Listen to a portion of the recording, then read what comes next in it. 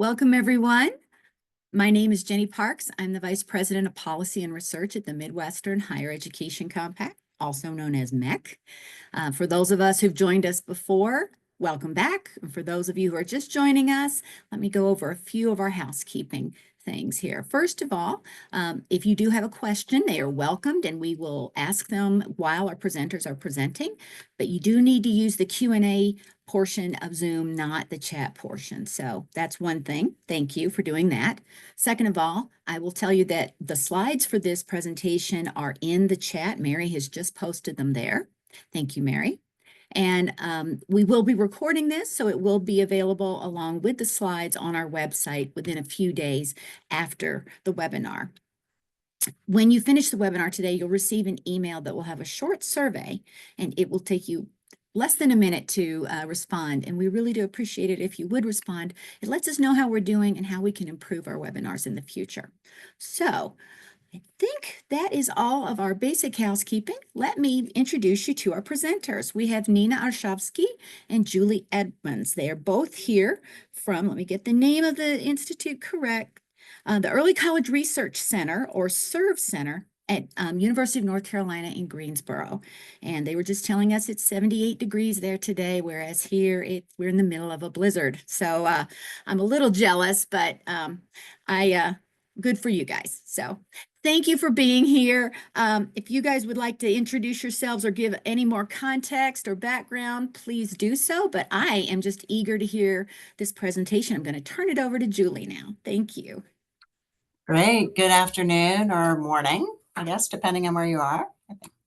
I'm Julie Edmonds, and I'm director of the Early College Research Center, and we're housed at the University of North Carolina at Greensboro within SERV.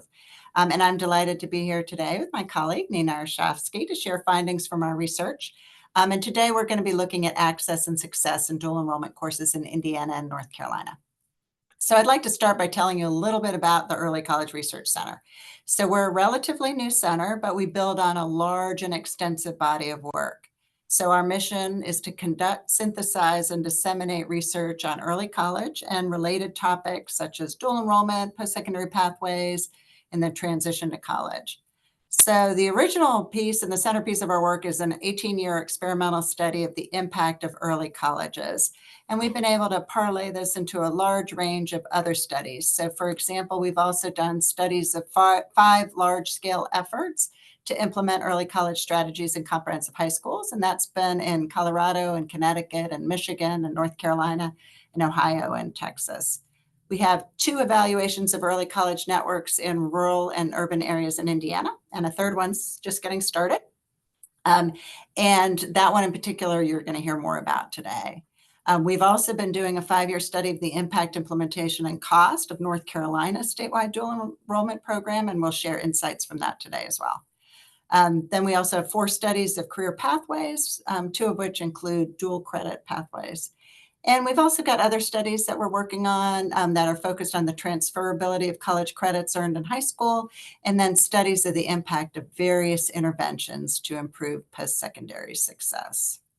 We've consolidated all of our early college research to date into a book, and you can see that on the screen. That was published in 2022.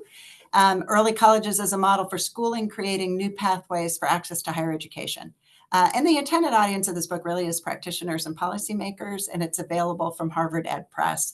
And of course, it can be bought on Amazon as well. So our presentation today is going to focus in 2 main areas. First, we're going to compare the Indiana and the North Carolina dual enrollment programs. And we're going to compare and contrast relative to things like the delivery models. And we're going to discuss both unique and common challenges and barriers.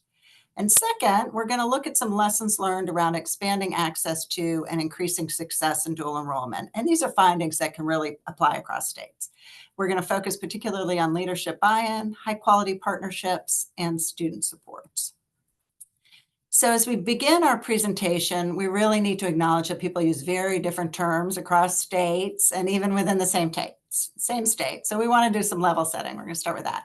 First, we use the umbrella term dual enrollment to mean cases where students take college-level courses while they're in high school and they earn transcripted college credit upon passing the class.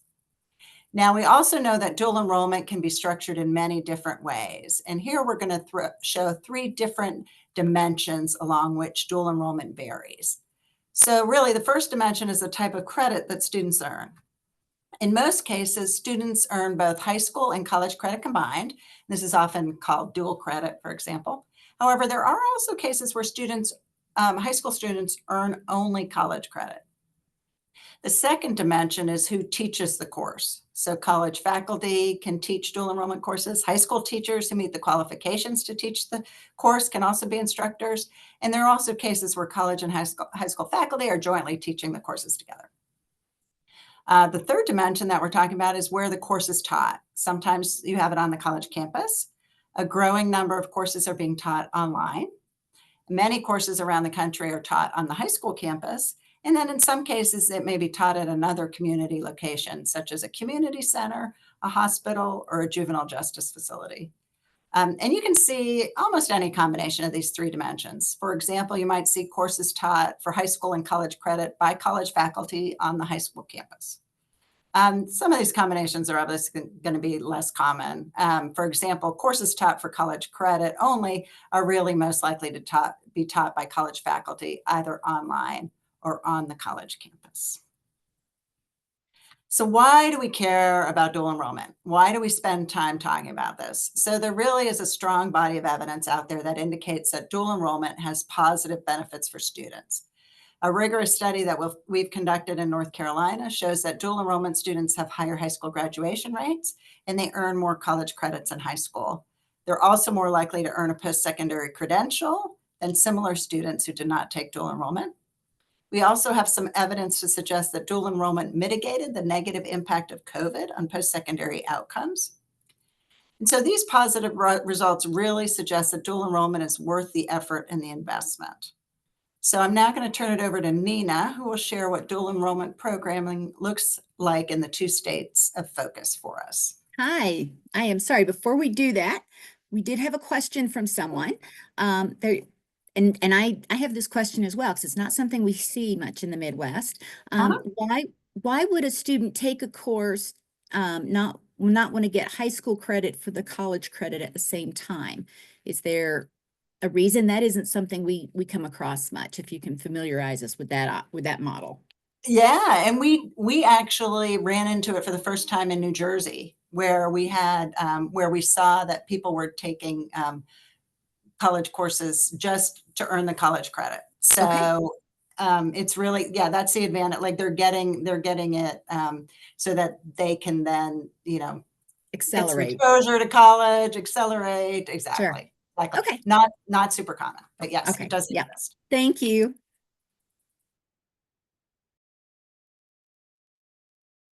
Okay, hello everybody. So I am going to actually go ahead and compare how things are done with the dual enrollment and dual credit in 2 states where we are currently doing our research or evaluation, in North Carolina and in Indiana. So I will start with a overview of these 2 programs. So in Indiana, again, they also call dual credit those courses that are taught by high school teachers on a high school campus. And in Indiana, this is a prevalent mode of course delivery. There are some courses taught by college instructors on either college campus or online. They are called dual enrollment in Indiana, but this is a lot fewer students are taking courses this way than those courses that are taught by high school teachers. So Indiana statute requires each high school to offer at least 2 dual credit courses in their high schools. And there are a number of early colleges in Indiana which require students to take a Indiana College Core, which is a set of 10 different courses that constitute a transfer ICC Indiana College Core pathway. In North Carolina, Starting in 2011, there's a statewide dual enrollment program, which is called Career and College Promise, or we call it CCP, Career and College Promise.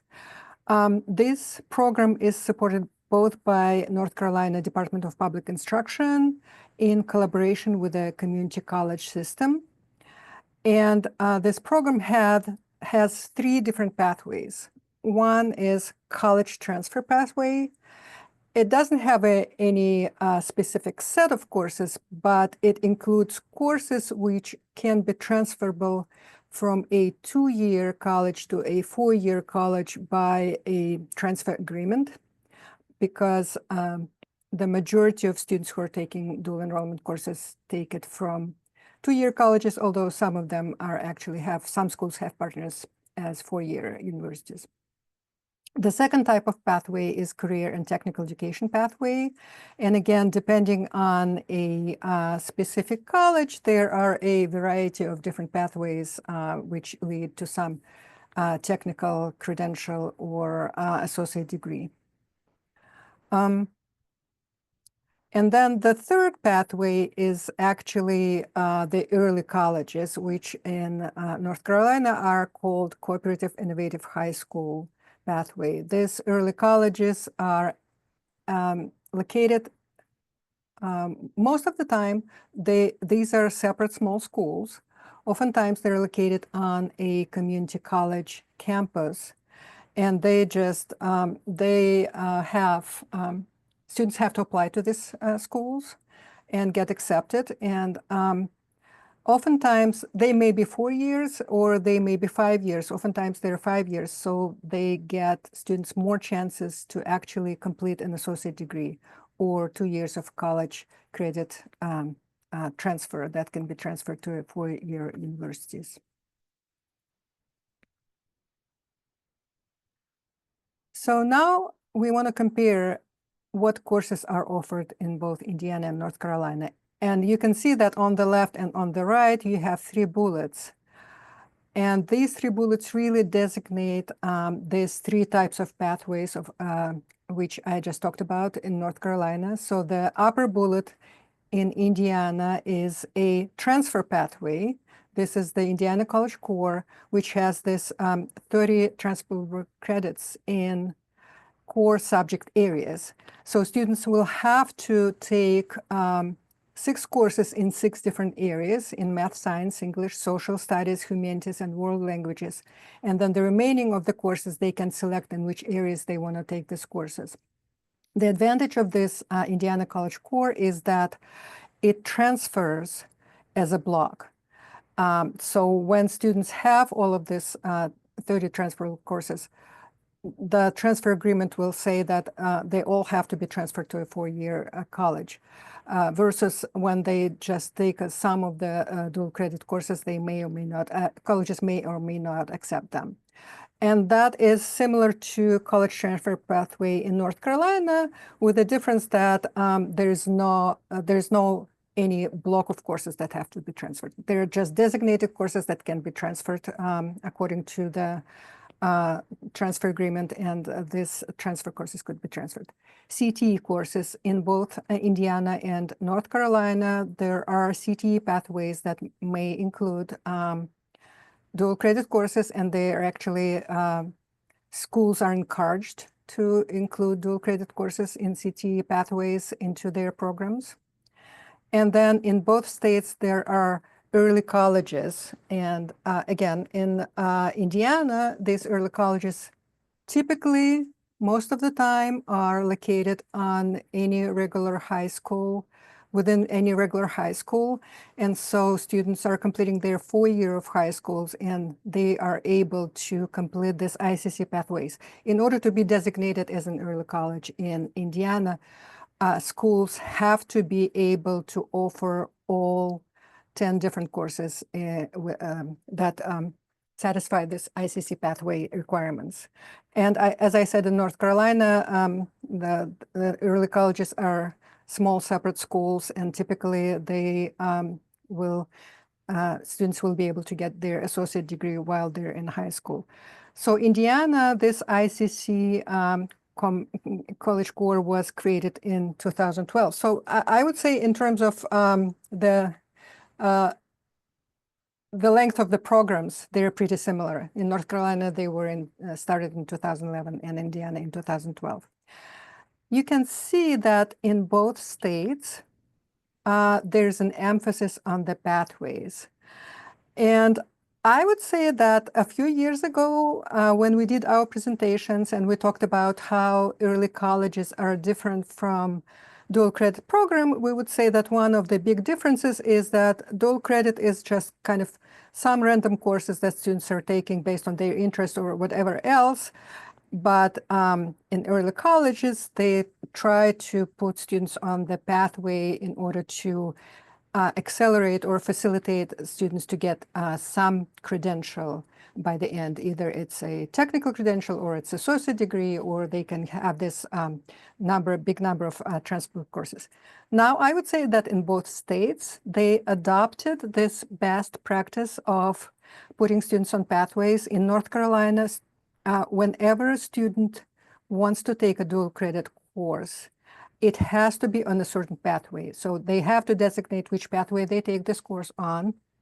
They could potentially switch pathway, but being aware that there's a pathway of these courses, again, facilitates students to complete some sort of credential or degree by the end of their high school.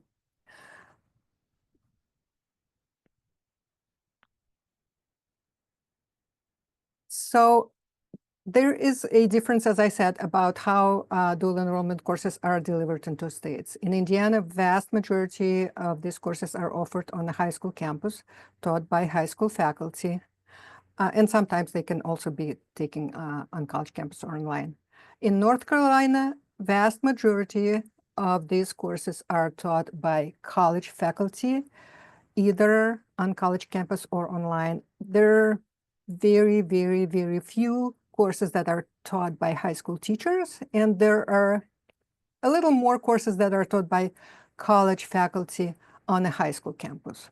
So almost 70% of all of the courses are online, of course, because the differences in campus locations and the other things, and the remainder are divided between these other options.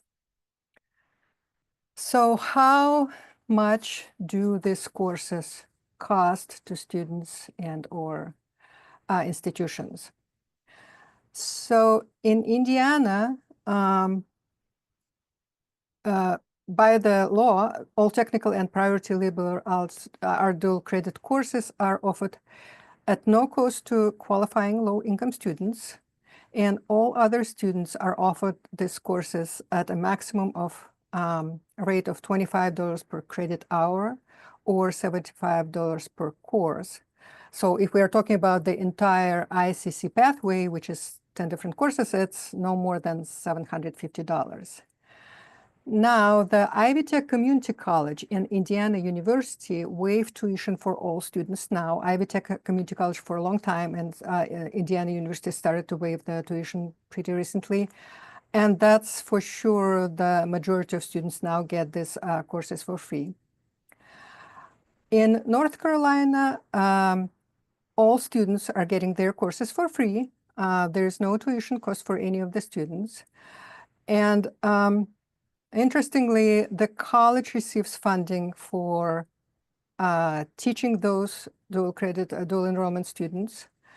And high schools also receive funding for teaching the same students. But in North Carolina, books and fees and transportation may cost, and this cost could be covered either by students or by the districts or school. And sometimes these costs are actually a barrier for students to enroll in the course, especially some CT courses have very high fees for their enrollment. In both states, there are no limits on the number of dual credits earned in high school, which is a big deal because not all the states provide this kind of financial advantages for students.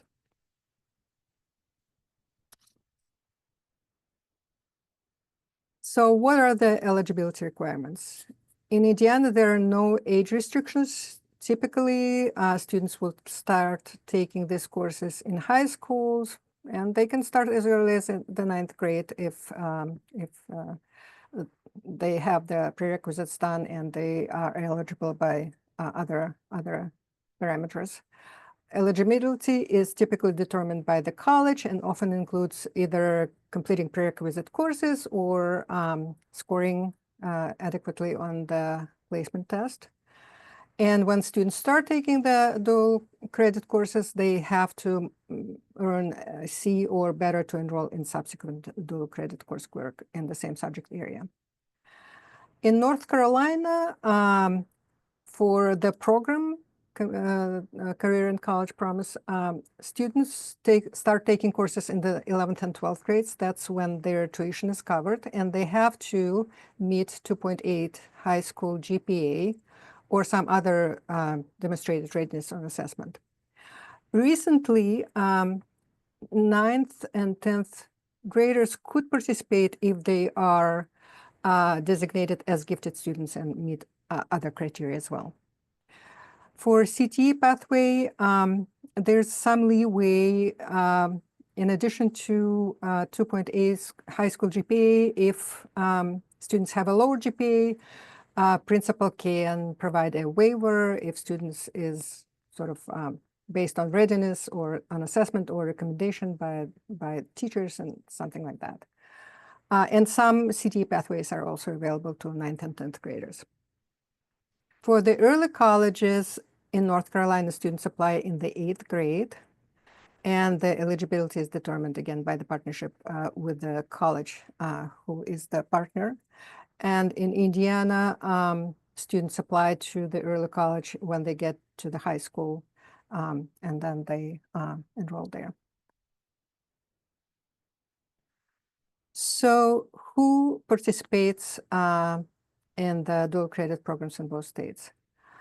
In Indiana, as of a few years ago, the report that we took this information from was in 2021. So I think the data comes from 2018 or 19. 60% of high school graduates have earned at least some dual credit. And in terms of who participates, there are pretty large gaps in between Black and Hispanic and white students. Most of the students who are participating in Indiana are white and come from higher income households. And they're doing pretty well after they earned this. ICC, for example, over 92% of ICC learners went on to attend college during 23-24 school year. In North Carolina, the data from our study shows that 30% of 12th graders participate in the CCP pathway. And there are, again, large gaps in participation for college transfer pathway by gender, race and ethnicity, and economic disadvantage status. So more disadvantaged students participate less in the transfer pathway. There are either small or no gaps in participation among subgroups in CTE pathways. In early colleges, we see about 2/3 of the participants are females and about 1/3 are males. We also found that there's somewhat higher participation in rural settings than in urban areas. And schools with a higher percentage of underrepresented minority students have a lower percentage of participation in the dual enrollment program. So I should emphasize again that both states really, really support this dual credit or dual enrollment programs. And they do it by, first of all, paying college tuition, and financial incentive is a huge deal for students. And the second way in which states support these programs is by establishing statewide transfer of college credit between 2-year and 4-year public institutions, so that this dual credit or dual credit earned in high school can be easily transferred into 4-year institution. And that's, again, it's a big support for the schools to participate in these programs. So what are the unique challenges for these programs in Indiana and North Carolina? And I should say that these unique challenges really are associated with how the courses are delivered. So basically, we're talking about challenges of delivery rather than states. So when the courses are delivered by high school teachers on a high school campus, and the Higher Learning Commission in Indiana is requiring high school educators who teach dual credit to meet requirements of either having a master's in the subject area or having a master's somewhere else and 18 additional credits, graded credits in the subject area. Starting in 25 now, I don't know if they will shift it again because it will already shifted a few times. For that, now the state has to, or the schools have to train and retain enough qualified staff in the right subject areas to provide courses for dual credit and for completing ICC pathway. And I forgot to say that the very, very recent development in Indiana was that now, as of this year, school year, schools are required either to provide ICC pathway by the 26-27 school year, or provide some plan, feasibility plan of how they will approach that. So Indiana is moving into the direction that every school has to be able to provide this 10 dual credits in their high schools. In order to help schools to get this qualified staff to teach this dual credit courses, Indiana is providing free tuition for teachers through a couple of graded programs for teachers, which are called Teach Dual Credit Indiana and STEM Teach Indiana. So North Carolina has a very different challenges because in North Carolina, most of the courses are taught by college professors, either online or on college campus. So if it's on college campus, there's a huge barrier of distance and transportation to the college from the high school. There are differences in calendar and daily schedules. And I know that those schools and their partner colleges who really committed to providing this opportunity, they would adjust their calendars and daily schedules. Either high school will adjust it to fit with a college schedule or vice versa. So they will try to somehow align in order to provide these opportunities for students. Because again, it's the courses are taught by college professors. There are textbooks and course fees, which could be very high. And if students are taking courses online, online access could be sometimes a problem for students at home. And sometimes there's a difference between online platforms, which between high school and college, which also could create a difficulty for taking these courses.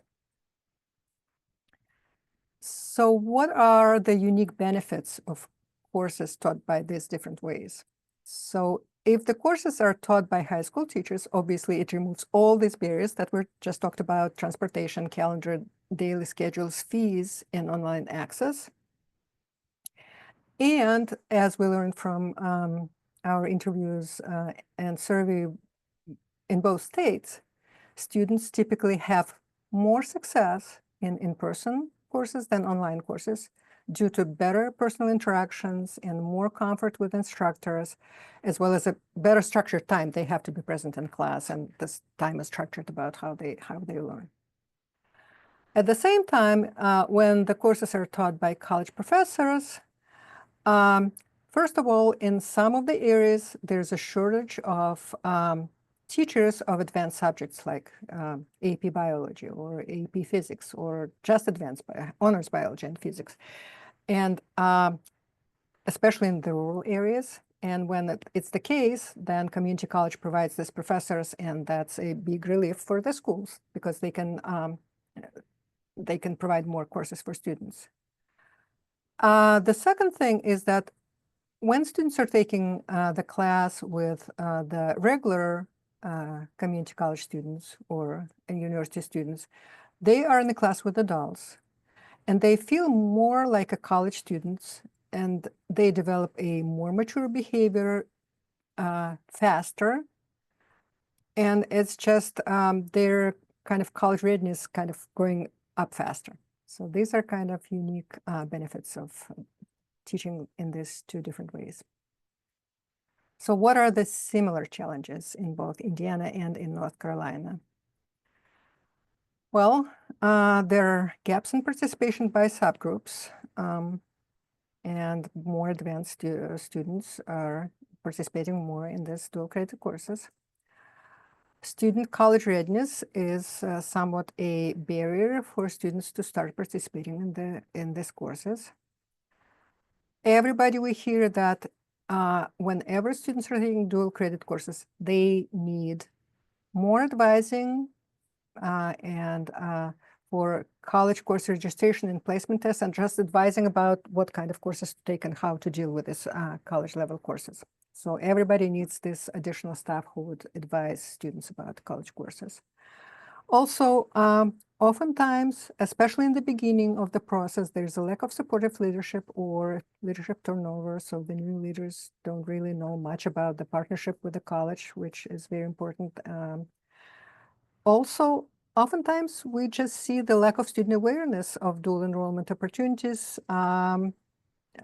Sometimes it depends on how you approach students. I mean, students need kind of more personal approach. Sometimes they learn it from their peers, and this is a much more efficient way than when the principal will announce things, over the phone or over the for the entire school on TV or somehow.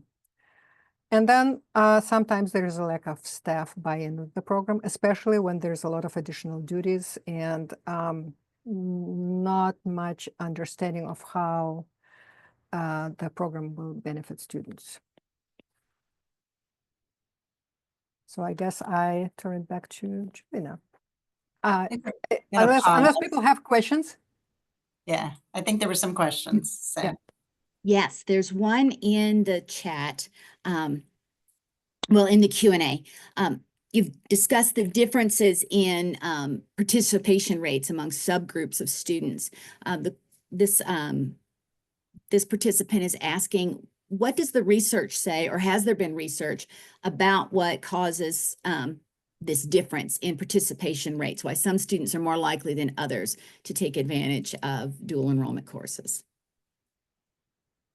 We do have some data from North Carolina, and Julie is going to talk about it later as well.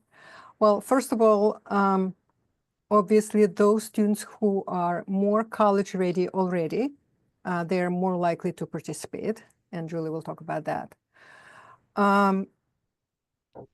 Also, the student awareness plays a big role, and student awareness depends on the school's commitment to that as well. Because if the staff in the school is not very committed to the program and they don't talk to students and they're are not passionate about it, to tell the truth, then students will not know much and they will not know how to apply. So there are different factors that affect that.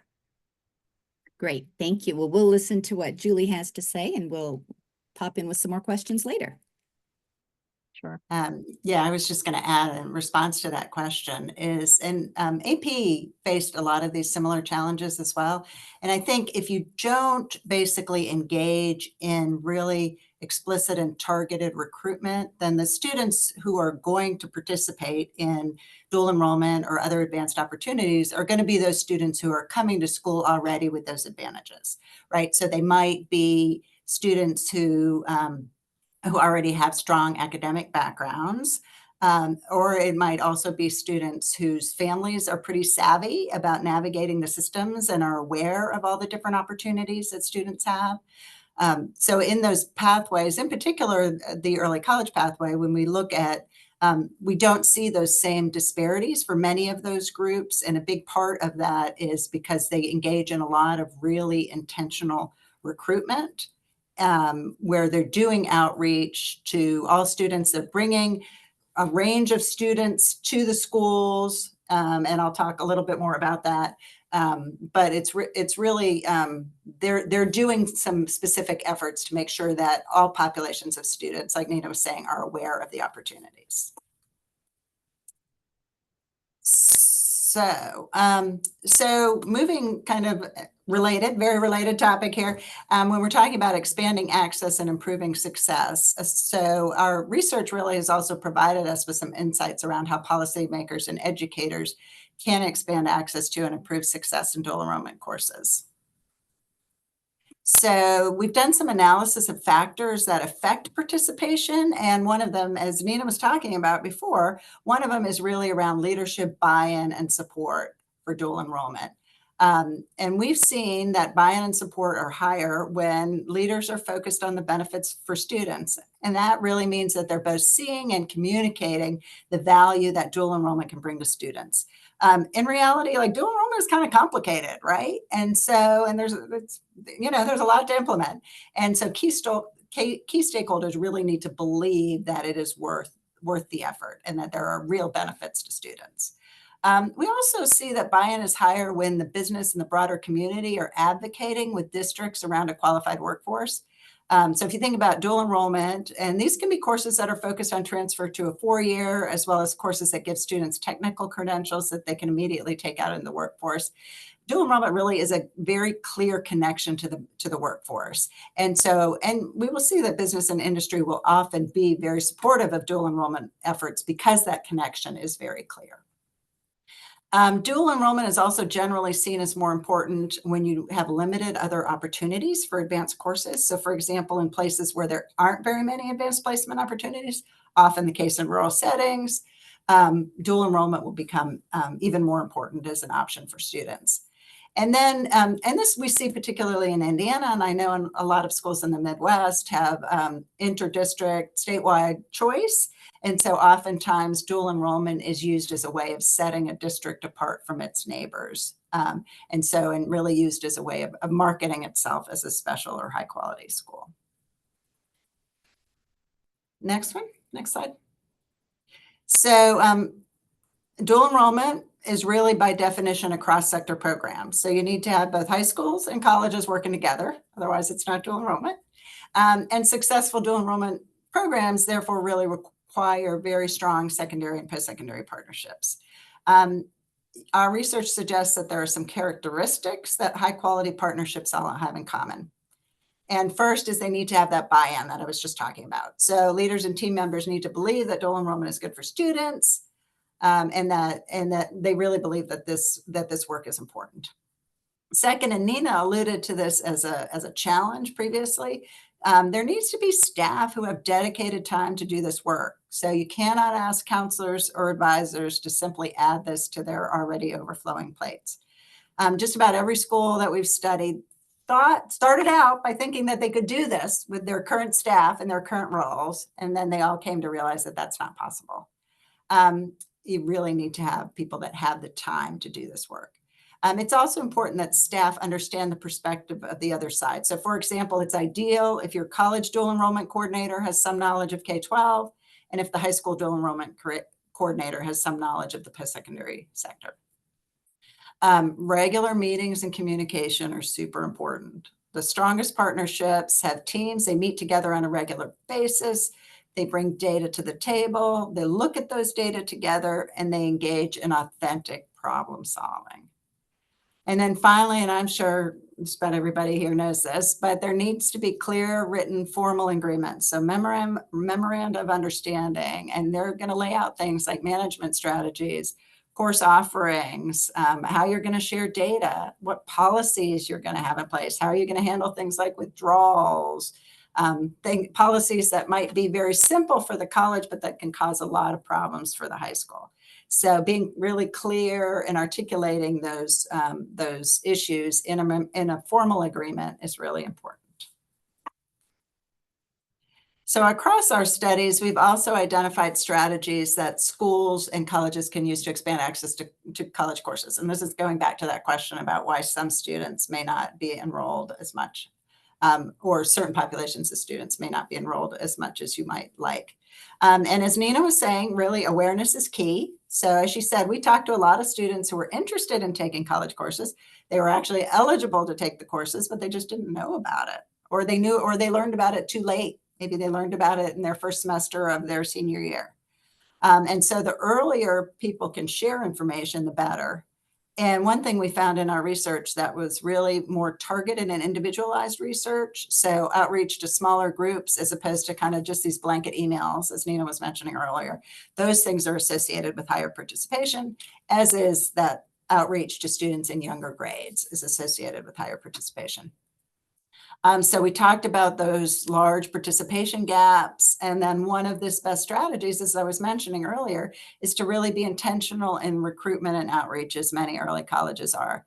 And so, and these strategies, this is not about quotas or anything like that, but these are strategies about having all kinds of students hear about dual enrollment and then be able to visualize themselves actually taking dual enrollment and being successful in dual enrollment. So for example, you can have students from a range of backgrounds share their experiences with dual enrollment so that students can see themselves, oh yeah, there's someone who's like me who's also been successful. And we often see early colleges sharing information in non-school settings. So things like places like churches or community centers, so that they can actually reach parents who might not normally come to school. Then actually offering dual enrollment via these different modalities. So we were talking about online, on the college campus, on the high school campus. That's really actually a key strategy for expanding access because it can help address some of those practical challenges that schools face that Nina was talking about. And in addition, different students might actually be more comfortable in different modalities and maybe more successful or more interested. There's some students who might thrive by actually going on a college campus. There's other students who might be a little bit nervous about that, and they might be more successful on the high school campus. And then there are some students who actually really love being online. And so offering those dual enrollment courses in a range of modalities can help address those individual needs. And then as Nina pointed out, I think one of the key ways in which students who take dual enrollment in Indiana and many states is by having high school instructors who teach those courses. And Nina was very clear there about how they're trying to increase the number of teachers who teach dual enrollment, number of high school teachers in Indiana. I also talked about how strong post-secondary partnerships need to have staff with dedicated time. And that really is because recruiting and enrolling students in dual enrollment courses, it's time intensive, and it's much harder to expand access if the personnel aren't there. And finally, one of the best ways to expand access is to help ensure that students are successful in dual enrollment courses. Students do well in the courses, they're going to tell other students about their success, and the staff are also going to feel comfortable in expanding access. And so the next two slides are really going to focus on this idea of ensuring student success. So there are several strategies that schools and colleges often use to ensure success. And first is they might provide access to only the most academically prepared and college-ready students. Basically, they're trying to target those students that they are sure will pass the course. And certainly, you know, that's absolutely not a bad thing to do, particularly if you have a lot of students who are eligible who aren't taking advantage of dual enrollment. It's certainly a good group to reach out to. They often may prevent students from taking another course after they fail a course, or they may restrict the number of dual enrollment courses that a student could take because of a belief that they may, that students, they don't want to overburden students. And all of these practices really come, I think, from an authentic desire to do no harm to students, right? To make sure that students are successful. The downside of that is that these practices also may end up restricting access to students who might have actually benefited from dual enrollment. So in the next slide here, we've got some strategies, a set of strategies that can improve success, but they don't have that same sort of downside of restricting access. And so it's easy to focus on those students who are all ready to take college courses, but really expanding access and improving actually success for everyone in those situations, that requires offering strategies that really are focused on building students' readiness. And this is something that not all high schools think about. But if you're really committed to expanding access, you want to think about expanding the pool of students who are capable of being successful in the program. And so in this case, we've seen schools that have really focused their high school instruction on critical thinking skills. They're also emphasizing effective writing and communication across different subject areas. So students are going to be writing and communicating, doing presentations, et cetera, in math and in science, as well as in language arts and social studies. And then obviously the need for students to have the content knowledge that they need. Then the second part is the part that I think more and more schools are starting to do, but have not historically done, which is really teaching explicitly those academic behaviors that students need in college. And so those are the kinds of behaviors we're talking about, are things like time and organizational management, self-advocacy, so the ability to talk, to advocate for themselves with professors, to talk to professors, to successfully communicate with professors. Also things like ownership of learning, like understanding that they're the ones that are going to be responsible for learning. These skills really, they're necessary for college courses and I'd argue life too. But too often, I think we expect people to somehow absorb these skills from the air. Like, I'm not sure where we think they get them. But a lot of times we don't teach these skills explicitly. Although there are curricula, definitely curricula like AVID that can help build student skills in these areas. And then finally, for students who are taking college courses, there needs to be really proactive support. I mean, these are still young students who are taking college courses. And a big part of that is really systematic monitoring and data sharing. And we've definitely seen strong examples where the college collects data on student performance, and then they send it to a contact at the high school who is monitoring their performance and can intervene if necessary. Another strategy early colleges often use is they have an advisory period. And in those advisory periods, students are periodically required to log into the college's system, and they show the advisor their grades and the status of their assignments. And then, of course, the opportunity to have tutoring is also really important. So I'm going to pause here and see if there are any questions before we sort of begin to pick your brains about what you all are already doing. Great. Well, we've got one in the chat. What would you recommend on how to implement and build students' skills in these areas? And so in particular, are they thinking about these academic behaviors? So the time and organizational management? I think so, yeah, but maybe not. Yeah. I mean, I don't know for sure, but I think so. So we've, so people do it in different ways. So sometimes, like I said, there may be a program like AVID that has an explicit curriculum that students leave, or they might have a curriculum that they implement in their advisory periods. We've also seen in early college settings in particular, so early colleges are sort of like these test grounds for how to do dual enrollment in a really intensive way. And so there's lots of lessons at early colleges that we can learn from early colleges. But in the early college setting, they'll often, teachers in particular, like teachers of the content areas, will also embed these strategies into their regular classroom. So there'll be things like, they'll talk about organization. So, creating notebooks for students and getting them and giving them practice again on time management, laying out their calendars, they have their planners and things like that, so that they can really build those skills while they're doing it.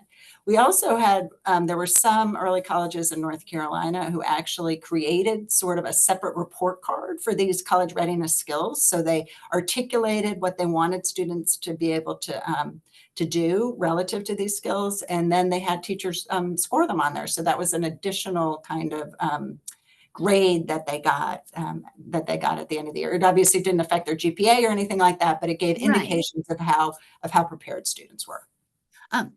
I'll just jump in there. Was this something that they had to have a certain score on that, a certain set of grades in those behaviors before they could take the early college courses? Or was this something that they were graded on while they were taking the early college courses?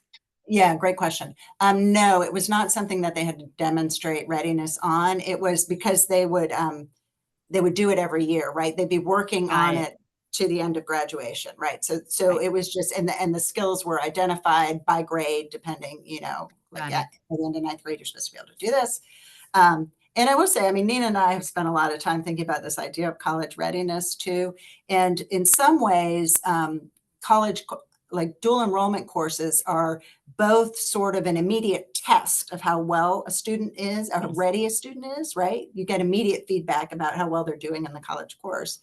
And it's also a way of building college readiness, right? Right. So it's kind of an iterative, interestingly iterative process. Yes. Nina, I don't know if you have anything to add about that. Yeah, I would say that a lot of schools are starting to either add this special period, which is called seminar, or just use, like a lot of schools have homeroom anyway. So they start to use this time. So students really need this separate time.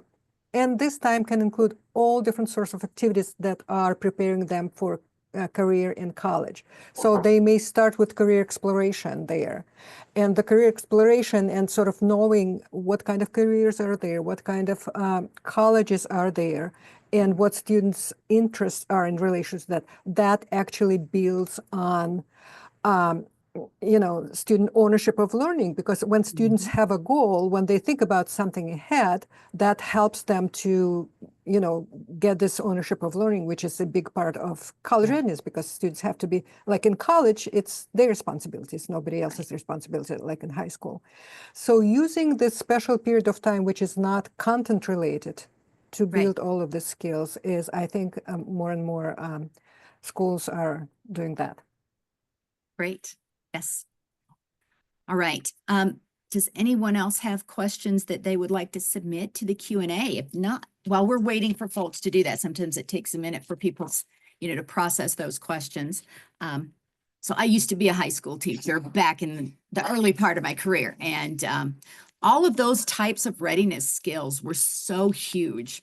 And I just remember sometimes colleagues saying, well, why aren't you teaching them more history rather than how to take notes or how to read, how to read ahead and plan ahead and do their calendar? And I said, well, because you can't really have one without the other. So I'm glad to hear that it's becoming more intentional and more frequent. It was always something I really took a lot of care to do. So, we got another question. Does either state have high school attendance requirements? And if so, are there any issues with meeting those requirements? Interesting. So as eligibility requirements for college courses, is that the question? I'm not sure. Yeah, that would actually be an interesting thing if you have an attendance pattern. We'll let them go ahead and Nicole, do you want to just type again and let us know? Are you asking, do they have these attendance requirements in order for you to qualify to take the early college high school courses? Or attendance requirements for actually going to the class? Yes, yes. I'll let you go ahead and tell us, Nicole, and while you're typing that in, I will go ahead and ask a question. I know that one of the challenges you said in the North Carolina model, when they are using college faculty, that sometimes the cost of course, paying attendance requirements for the class. All right, is what Nicole was asking about. Yeah, so that's, I don't know of anyone that has that as a state policy. I mean, obviously each class is going to have their own attendance requirements. Right. And so beyond that, I don't know of anything else. Interesting. I've never thought about, because of course there's mandatory attendance at high Right. school. Right. So I've never thought about how those might interact with each other, but yes, that's an interesting thing to think about. Now, certainly, and I do think there were probably some early colleges that were monitoring that attendance, right? So they had a different attendance policy for the students than the actual college class did. So when they're monitoring it, and then they say, "Oh no, you've missed 2 classes. That's not going to fly." Then they can do that kind of follow-up monitoring. But I don't know of anything that's in policy. Got it. Okay. Here's another question. South Carolina has a minimum amount of time students have to be in school. Courses on campuses vary and are usually less than college students. So I'm trying to figure out if I understand what that means. Yeah, I think it's, are you like if, for example, your course isn't, you're supposed to be there 180 days or whatever it is. And Yes. if your course isn't, requires you to be on campus less. I think those are all things that people have to negotiate and figure out. Sure. Sometimes what they'll do is come up with complementary courses or something like that, that high school courses that can kind of fill in, or they might have other requirements that they have to Sure. do something else on the high school campus or something Yeah, like that. maybe in one of those advisory or resource periods that Nina was Exactly. talking about. That's those navigational times. Yeah. Right. Exactly. And oftentimes, actually, in early colleges, when students start taking most of their dual enrollment courses on actually at community college, they still have to have at least one course in high school. And sometimes it Sure. is this seminar that because they take all other courses online. Yeah. But there are also requirements that some high schools like put their own requirements, like their students have to be at least 2 blocks of time on the high school campus or something like that. So there are, things are all. Yeah, it's all over the place. Yeah. Now, are It these is all usually over the place. things that are enumerated in the memoranda of understanding or memorandum of agreement? And I know they're MOAs and MOUs, but what Right. is this one of the things that is part of that? Because honestly, when I think about that world, has anyone done a comprehensive study of like the range of types of things that crop up in an MOU or an MOA? Because that's one of the things we've thought about at MEC a couple of times, is collecting a lot of those and really pulling out some of those essential pieces. We actually started doing that.